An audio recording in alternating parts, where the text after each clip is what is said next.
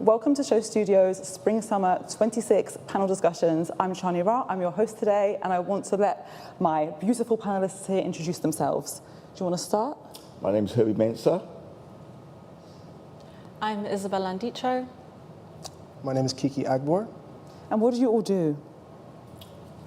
I design clothes using old, discarded, vintage, new, bring back life into old clothing, basically.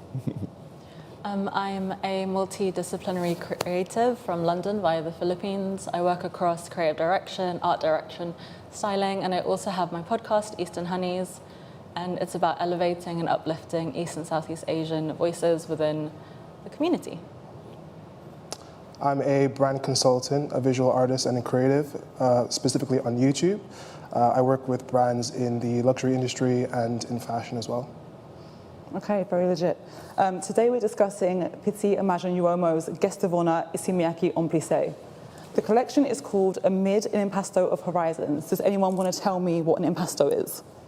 Ooh, put me on the spot there. I Googled it last night. I said it wasn't a pop quiz, but it is. An impasto is the process of layering a paint in a very thick way. The literal translation is like a dough. So that's like the main inspiration, or one of the main inspirations for this collection. We'll get into the rest. It's led by creative director Satoshi Kondo, and it was shown at the Villa Medici. Can I say this right? The Villa Medicea della Petrea. Sorry, any Italians watching if that was not good pronunciation. It was held in Florence. The site is closely linked to the Medici family, who were very active in the area from the 15th to the 18th century. They were rulers and bankers. So that's the context. I want to kind of set the tone for the panel and ask you all, what do you think makes a successful collection? Ooh, successful collection. Well, hey, who buys it for a start? What I think makes a successful collection, I think it's so unhelpful to use this term, but the vibe. And I think the vibe is on point on this collection. Satoshi Kondo did an excellent job in research and development because, I mean, in the research pack, it said that they did like 13 trips to Italy. That is so evident within the looks within the collection.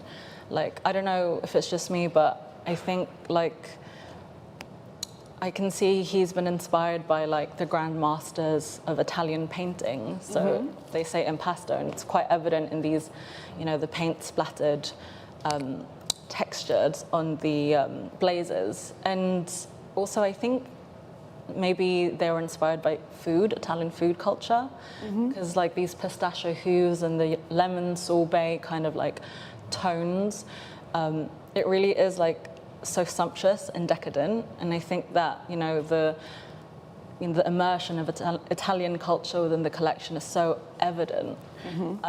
So I would say it hits 100. So you would say like a successful collection in your eyes is something that really has like a story, and you can see like what the designer was thinking, and it's like it translates well. I'm just asking like each of you, because I kind of think it's interesting to see like through what eyes we're judging, not judging, but you know. And what about you, Kiki? I think there's a few things.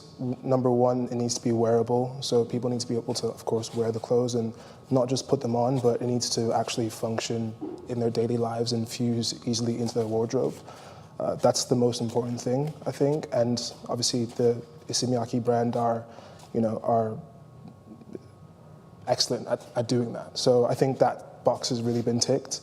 I think the second thing is that you need to really inspire and or have an aspiration in the clothes as well. So I think when people put the clothes on, they need to feel the story come through the clothing, and it should sort of spark your imagination and your brain to then think of how can you then take that story that's been given to you and sort of go about your daily life and find similar things or find new things as well. But I would say those are the two main things, and I think if you have those boxes ticked, then you pretty much have a successful collection. Okay, let's see if it ticked the boxes. Isabelle kind of stole my line a little bit there. We're going to talk about research and development. Oh, sorry. I'm joking. I was like, oh, you sound good. So Issey Miyake once describes the house as not a maison de couture, but a laboratory for development and production. As you said before, there was extensive development in this collection. There was multiple trips to Italy. I think it was 39 colours of Italy, so you were actually right about the foods. There was even a shade that was like the pizza dough beige. That was like that's what I saw. impasto. I was saying, I've been decorating at home. I was like, no more swatches, please. I can't look at these. But I want to ask you first, Herbie. You work very intuitively in your own design, that we've spoken about this before. What do you think of this type of development stage? I mean, I can resonate with that as well, because obviously it's a case of you're experimenting and he's putting things together. It's like an artist in the studio, as you say, with painting or whatever and that.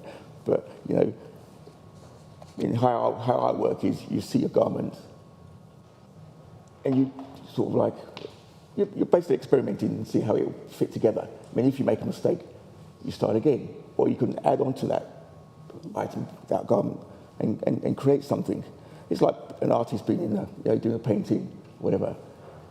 Rather than sort of like a couture house, you don't see it as making clothing. You see it as like an art form. Because Issey Miyake's clothes are walking like a piece of sculpture and a piece of art that's moving when you actually wear it as well. So that's how I can resonate with him in my own sort of like line of work.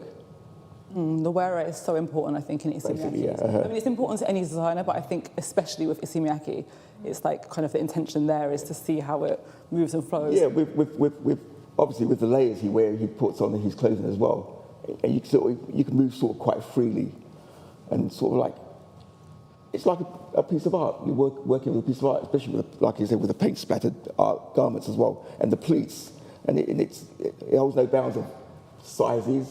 Can be a plus size, can be whatever size, but it just fits perfectly on the body. You know, it's like hanging off you, draping off you.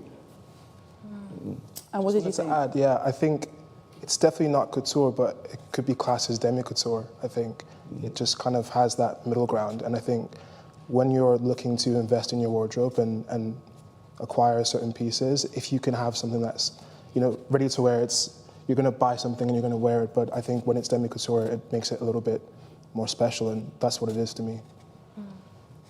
I really like as well that he studied under Givenchy, and then he decided he wanted to make, or Issey Miyake decided he wanted fashion to be a bit more accessible. And I really like that about the brand, that it is, like you say, wearable art, and it is accessible. And he took that decision to kind of work outside of couture and into ready-to-wear. And I'm really glad he did, because it's stunning. You look great, so. Also, he stayed true to what he's been doing in the past. So nothing's changed as much, say, because of the pleats and everything, and the aspect of his designs and that. And you can add to it, when you buy something now, you can add to it something that you've been bought back in time, and it still looks good. That's a good point, actually, because in the collection they did introduce some like new ideas that we'll get to, but you're right, it could go with this outfit, it could go for something from like a collection 30 years ago. Exactly, this is it, yeah. It's all kind of like one long story. So we were talking a bit about the inspirations for the collection. Obviously, there's this impasto paint kind of starting point, and we did see a lot of workwear and like painter's gear references. And there were also these looks that I'm crazy about. Like, I can't sleep anymore since I've seen these suits that are kind of inspired by the actual paintbrush, like packed with paint. I wanted to go to Kiki first for this one. Does it make you like a collection more when there's all of these kind of backstories to sink your teeth into? Because you do a lot of research in your work. Yes and no. I think the story needs to, well, for me personally, I think the story needs to have some sort of link to current times. I think it needs to address something that we're dealing with in the current cultural zeitgeist. And I think if it does that, then it makes it more relevant, it makes it a little bit more powerful. So I think if that's done, then it does make it more compelling. I do think that sometimes you can over-reference and make it a little bit too stringent. I like when there's a little bit of room for your own interpretation and your own kind of idea of, you know, what you're looking at and of the collection itself. Do you think some of it was too on the nose? I think so, yeah. I think so, yeah. I think it was a little bit, too stringent, and it was on the nose with the references. But I mean, overall, still a great collection. Anybody else want to chime in? Well, I don't know. I feel like he hasn't strayed too far from his true self. He's added colours, he's added a bit of boldness and that, but it's something for everybody. If you don't like it, don't buy it. Simple as that. You know? But I do love this new collection. I mean, like I said, not all of it, but then again, like I say, he's stayed true to previous, like, you know, collections and that, and just added a bit more colour, a bit more the paint splattering. And obviously, like I said, he's been to Italy, you know, and he's basically done the, well, I'd say the landscape of the country with the industrial bit, you know, with the coat hangers hanging off the, that's obviously the industrial bit, and obviously the colours of the pasta, the pista, whatever it is, and that, and the landscape of the country, and that, because obviously all the lush greenery and, you know, and it's just mixed it all in and put it all into the collection, I felt. Can I actually just throw a random question that is not on the paper? Because obviously you're working as a stylist, and I know in your work you have done a lot of work for more workwear brands and like practical Warp vibe brands, outdoorsy. She has range, but she's done it. What did you think about the sort of workwear elements in this collection? I think Satoshi Kondo tackled it really intelligently. And it is something that I haven't seen done before, in the sense that it is, so it's like pleated, and that in itself is something I haven't seen within workwear. And so the garments, like the pleats garments, they're actually cut and sewn, and then they're like heat stamped to make the pleats. So I think construction-wise, that really makes me wonder how that process worked. And as a stylist, I think, I don't know, like, I love it. Like, I like the whole collection. I'm going to jump ahead a little bit because you've brought up something. So this season, they were trying to kind of mix like the classic pleats with this more structured tailoring, and they had like the signature 2-button jacket, but there was also some more silhouettes. There was a red coat, if you can find it, that was all pleated with these giant collars. So they were trying to sort of bring in different classic elements. What are your thoughts on Satoshi's response to classic menswear? Because you did kind of bring it up there, this contrast. I think with like the Issey Miyake brand, and especially Homme Plissé, it is obviously a menswear brand, but what I really love about it is like this feminine, ethereal energy within the clothes, because it almost moves when you move. That in itself provides a sense of like gender fluidity and this sense of just like lightness of being. And yet it's workwear, but it's also wearable art. And I think it's just so gorgeous. Especially when you see it move, like when you see it on the catwalk and you see it move, it's just stunning. Yeah, I'm glad you brought that up, because I do feel a bit funny calling it menswear, because I do think it is so fluid. It's gender neutral. I think so. Yes, very, very, very much so. But it's something that red coat that we've just seen. I've got an old vintage coat, very, very, very similar to that same shape. Is it for sale? A lot of money. You know I can't stop. Yeah, it's a lot of money. And it just made me think, my God, I've got that very, very similar silhouette-shaped coat in my wardrobe. So like I say, it goes back to, like, you know, something he's done in the past, and he's brought it forward to now, and it just looks absolutely amazing. I love that coat. It's absolutely beautiful, yeah. So I did skip ahead, and I was actually going to ask, I missed it out, where you guys kind of thought Issey Miyake was positioned within menswear. Do you have any? Yeah, I think showing at Pitti is, of course, a strategic move for any brand, because you're trying to tap into a certain element of menswear. But when I look at this collection and I see kind of how it's presented in terms of the models, in terms of some of the constructions, I do think parts of it can be, I do think it's a little bit difficult, because, for example, if we look at a lot of the models, There isn't that much variation, I think, except for there's a model that's, I think, an older model, and then I think there's, and most of them do look quite young. So I think just from a communications aspect, I'm not sure how well that would sort of translate to the potential customer. That was one thing that stood out to me. Well, I don't know. Obviously, there's some aspects of I wouldn't wear. I'm of a certain age, but there's a lot of it that I would wear. You know, the coats, the clothes, but obviously not the leggings. Yeah, the leggings I didn't really. Some of it was quite. I felt quite infantile, but others were quite nice. Like for example, the model with the purple. I think it's a purple trench. I think it's is it look 17 or 27? 1 and 2, 36. No, it's the other one.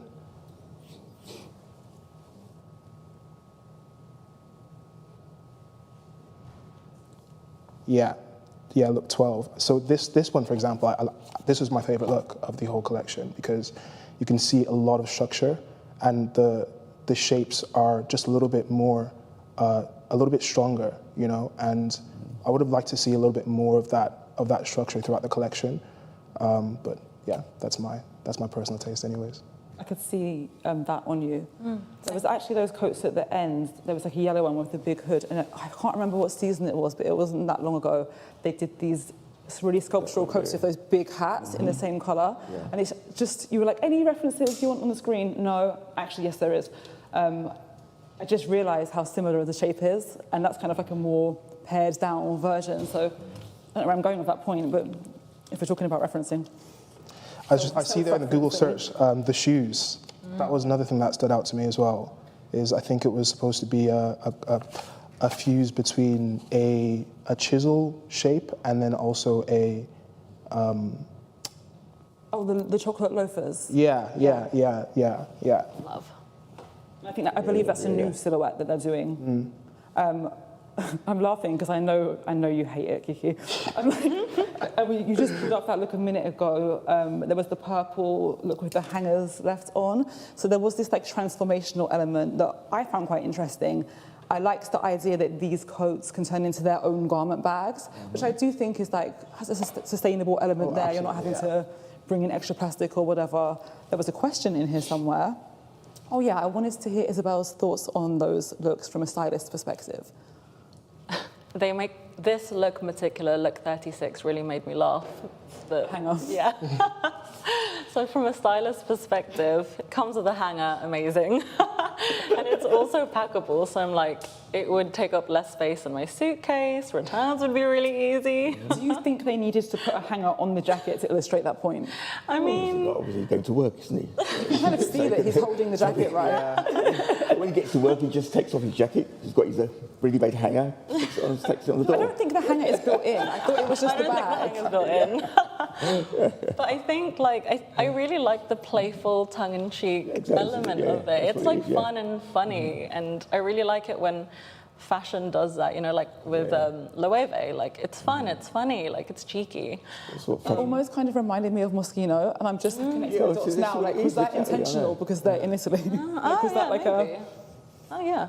That's what I go. Yeah, I mean, fashion is for fun. It should be for about fun, expressing yourself. You know, be happy, be like, you know, colours and brightness, and you know.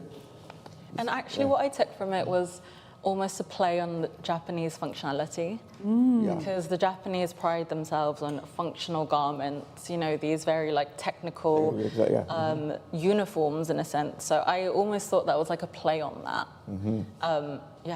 And like I said, it takes up less space in my suitcase, so it's fab. I hadn't considered that, but that's so true. And I can't stop smiling now because all I can hear in my head is Kiki saying infantile. It did remind me of like the Pacamax you'd wear as a kid. That's true. Yeah. Rucksack turning into a jacket or something. Yeah. And we're seeing so much like inner child play in collections, especially in New York. I would say more. But I like the idea of having these like elevated versions of things we had as children. Like, okay, back then it was the raincoat in the drawstring. Now you can have this like gorgeous coat in this kind of chic tote. I wanted to open the floor to you guys. It's a very dangerous risk, I know. Do you have any perspectives you want to share that we haven't covered? Any looks that you want to talk about? I think like going back to narrative and storytelling, I believe like the greatest works of art and fashion are well informed, and this collection is so well informed, and you can see it in the details, and like the hues and the tones and the color palette. And I do, like you said, maybe it was on the nose, but I kind of like that. Yeah, okay. I kind of like it. It's just like, you see what you get, and you're like, I'm in Italy, I'm on holiday. But he also, like Satoshi Kondo makes it distinctly still Issey Miyake. And I really love that, you know. I think he's doing a good job at carrying on the legacy. Anyone else want I think the, so this was part of design, is it called Design Studio or Open? It's part of a concept where they're presenting different collections around the world in order to sort of expand and work outside of the typical fashion calendar, and try and connect with different cultures and different lifestyles. I think that's really, really interesting. I think fashion needs a lot more of that. You know, I think we're seeing more brands trying to break away from the rigidity of the fashion system by showing off calendar, or by, you know, restricting phone usage, things like that. And I think designers who look to go to different countries and cultures, a lot like what Martine Rose does as well, and really just immerse yourself into it, I think that's an amazing way to communicate with people. So I'd love to see more of that. One more thing I wanted to actually ask, because Satoshi Kondo is known for these like movement presentations. What did you think of the actual overall show? We're talking about the clothes, but we're ignoring this huge villa. Yeah.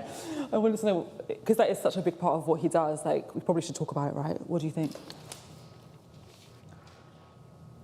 I don't know. You've gone. Well, I just find I mean, the setting was absolutely amazing. I thought it just encapsulated all the collection with the colours, you know, the greenery, and obviously the clothes sort of flowed in that sort of walkway, and that sort of, it almost looks like a, you know, an artist's landscape with the paint splattered garments as well. And obviously with the layering of some of their garments, it just felt absolutely perfect. I do think it's a testament to the collection that it wasn't overshadowed by this dramatic backdrop. Like when I was watching the video, I felt like I was still watching the collection, not just being like, oh, there's a tree, there's a bird. So I do think, were there any questions from?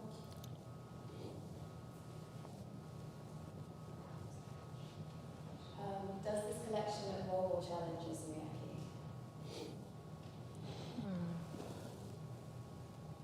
You know, I look straight at Kiki.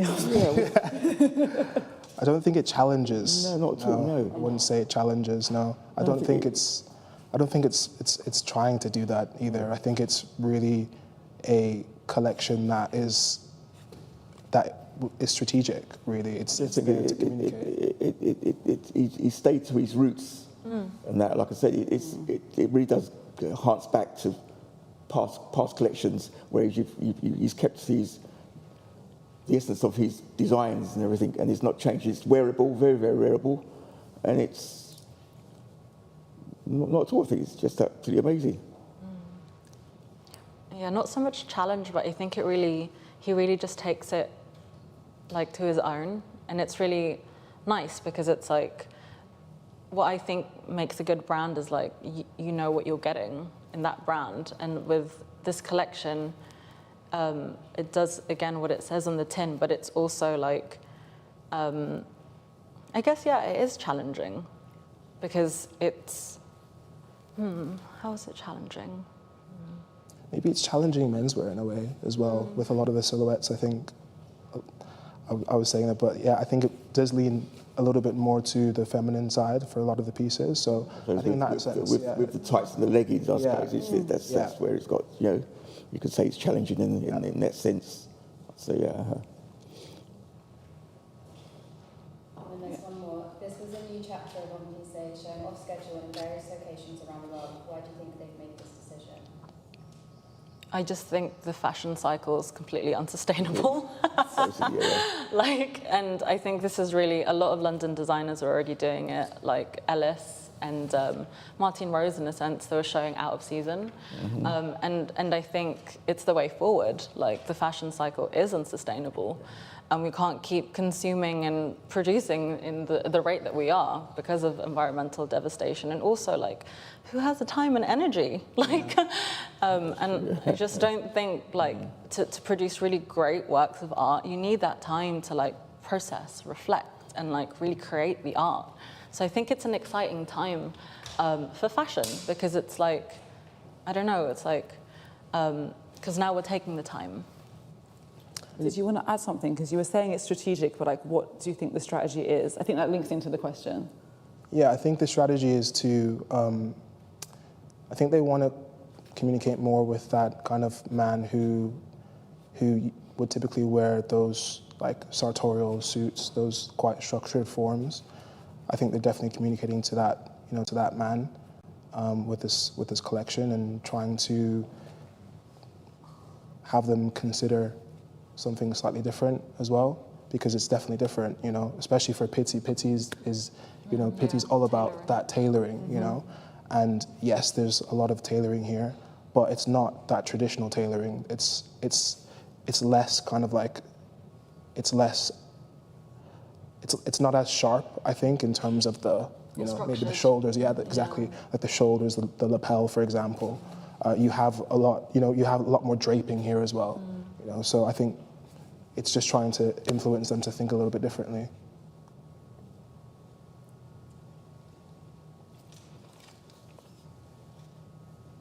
Okay, well, thank you for joining us. Are we done? I think we're done. You go in?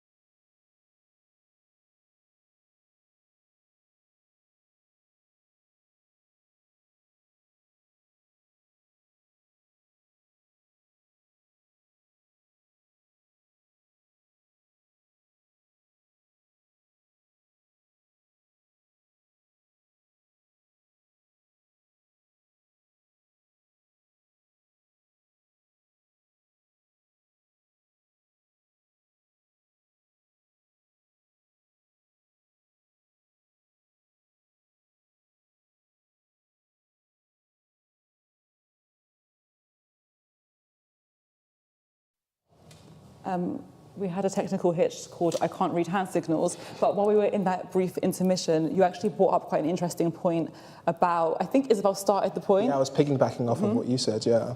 About, you mentioned the London Fashion Week is a sort of a trailblazer for being off schedule and doing whatever the F you want, showing when you want, and taking time to produce these masterpieces. And then you started to say, I'll let you take it. Yeah, I was just saying that someone mentioned like taking a breath and just, you know, stopping for a second to consider what's actually happening. And that rarely ever happens in fashion. Or and life. I think, or in life, yeah, exactly, or in life. And I think London Fashion Week being cancelled was kind of, was a wake-up call in a sense, and it was quite kind of symbolic. to look and see like what is actually happening, what is going on, why are people showing, why are people presenting? Do you need to present? Do you need to have a runway show? So yeah, I think I don't know where I'm going with this, but yeah, if anyone wants to add. I mean, I think it's important to have a runway show because obviously there's a lot of designers out there. How else are they going to sort of show their collections as well?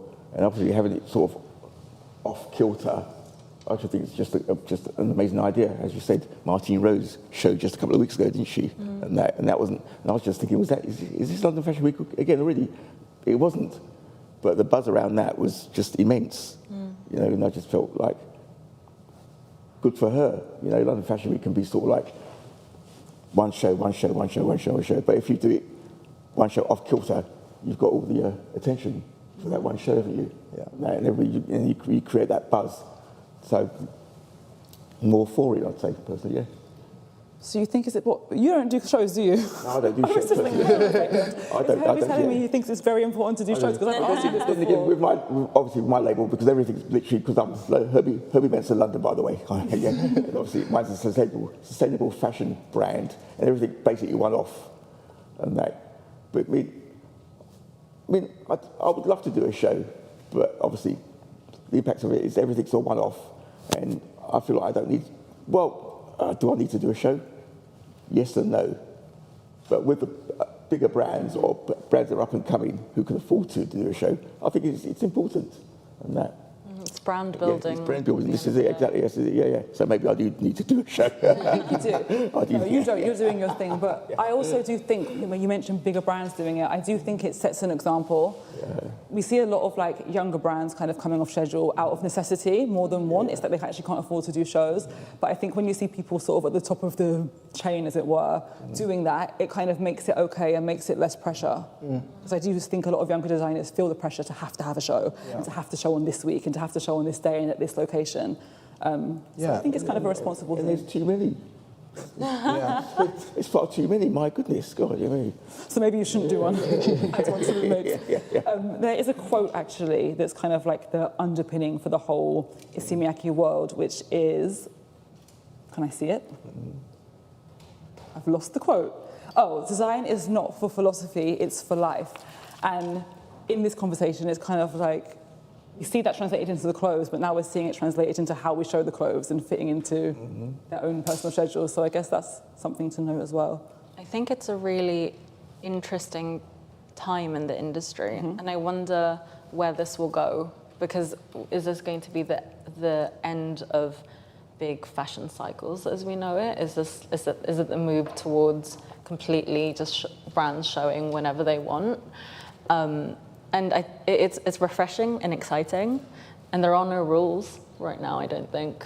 Yeah. So it'll be interesting to see what happens next. I think when a brand that you are particularly fond of is showing off schedule, you're more inclined to take your time out to go watch that show, rather than it being compiled with a bunch of other brands. That's true. Exactly. I know. So that separation could be good, and even, not to bring up Martine Rose again, but even the saloon style that she did, it wasn't just like a runway. It was like you're in a saloon, very, very Margiela-esque in a way. Yeah. It made it a little bit more humanistic. And it was an old job centre. Yeah. Some Grove, I know, because I was there, yeah. Yeah. So this element of that humanistic nature is what is really needed in fashion, especially in this world of like AI and like robots and computers and stuff like that. People want to feel human, So I think collections like with what she did, and also with the idea of, I'm not sure what the name is, where they are trying to go around to different Issey Miyake, Homme Plissé are trying to go to different countries and something open studio. I think I should have done my research.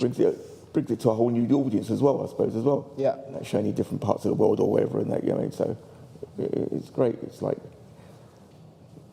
just bringing the brand out to a whole new and keeping it out there. Yeah.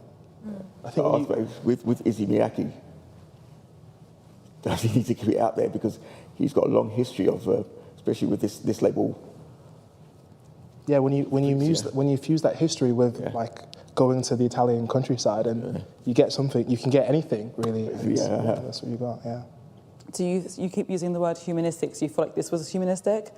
We keep veering off to Martine, who is very human-centered, people-centered. Do you see that reflected here? I think so, yeah. I think it is quite humanistic.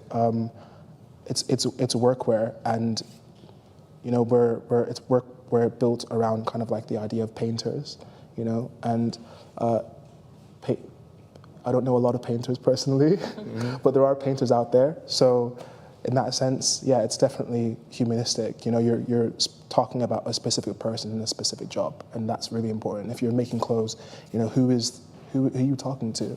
But they're not going to wear that to actually work. And actually, this is the topic, because we're seeing a lot of chatter online now about sort of like people just dressing to look like they think a certain way and to look like they do a certain thing.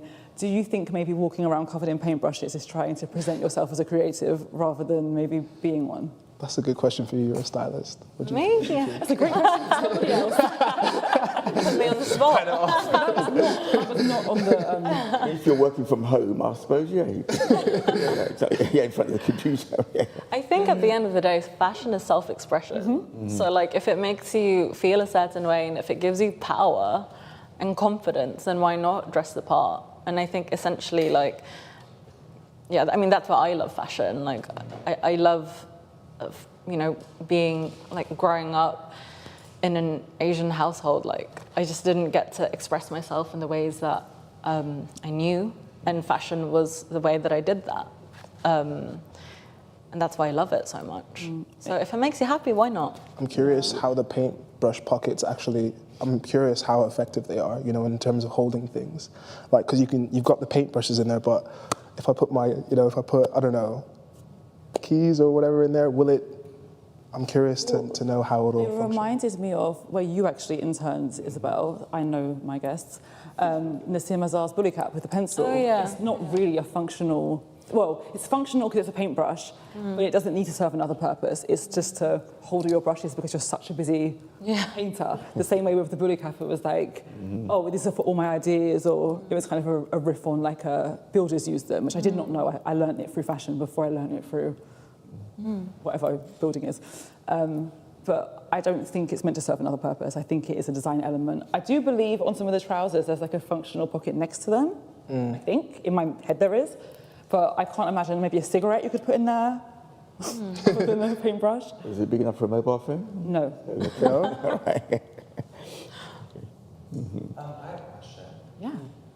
So obviously, like Issey Miyake has been around for a really long time. Yes. And they kind of have like 3 to 4 offshoots from the brand. So how do you feel like this presentation at Pitti, and how do you feel like Homme Plissé aligns with not only Issey Miyake's original vision, but then also Issey Miyake women's wear, Issey Miyake Please, and like Agbor? How do you feel like Homme Plissé kind of fits in with the universe that Issey Miyake has created?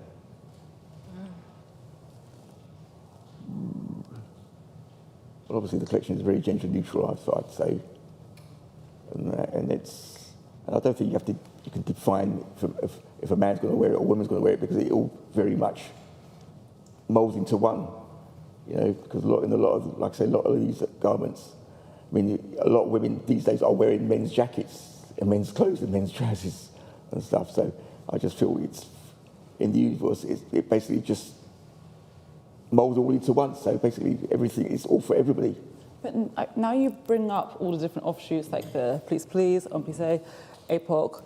Do you think it's actually intentional? Because if it was intended to be that way, do you think there's a purpose of having like a Homme Plissé?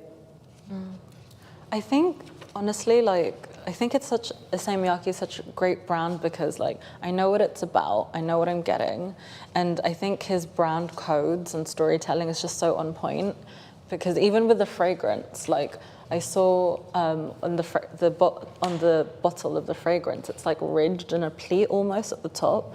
And I'm like, that's so smart. And like you can see like Issey Miyake, his logo as well, like the triangles, like, and he has those triangle bags. Like it's so encompassing. And if Issey Miyake was like a multiverse, I'm like, yeah, that makes sense. Like everything makes sense. Do you think, as recognisable as Issey Miyake is, do you think if you saw somebody on the street in one of these looks, you'd instantly be like, oh, Homme Plissé? Or do you just sort of generally say, oh, Issey Miyake? Do you think they kind of have their own strong identities, or do you think they kind of blend into one, like, Issey sphere? I think it blends into one, yeah. Yeah, I would say One, so. yeah, I'd say, yeah. I think so. Yeah, definitely, yeah. I think nowadays subdivisions are more a commercial move than anything, really, and about communicating to a specific audience. I think Comme des Garçons do the same thing as well with their different offshoots. So it just allows you to focus a little bit more on a certain customer, and I think that's what they're looking to do here. Yeah. I think I would like to see it develop into something a little bit more kind of like intentional for that customer, for that menswear customer. In a way, now we talk about it, I wouldn't, because I think business is so boring and fashion is so interesting, and I always have this vision in my head of like all of the suits being like, you need to do another division, you need to target men, and they're like, okay, and then within that, just doing whatever they want. Kind of like the rebellious nature of them all being the same. I mean, it goes back to what we were saying about the fashion life cycle. It's like a lot of brands, you know, you have a menswear season and you have a women's wear season, but you're still showing menswear, women's wear in both. Exactly. In both anyway. It makes it so confusing, yeah. Well, but it's as you were saying, I think now designers know that we're going to wear each other's clothes regardless, so you may as well give an example. Wow. True. It's been fabulous speaking to you all. Thank you for joining us. Make sure you subscribe to Show Studio on YouTube. See you next time. Thank you. See you. Thank you. Bye. Bye.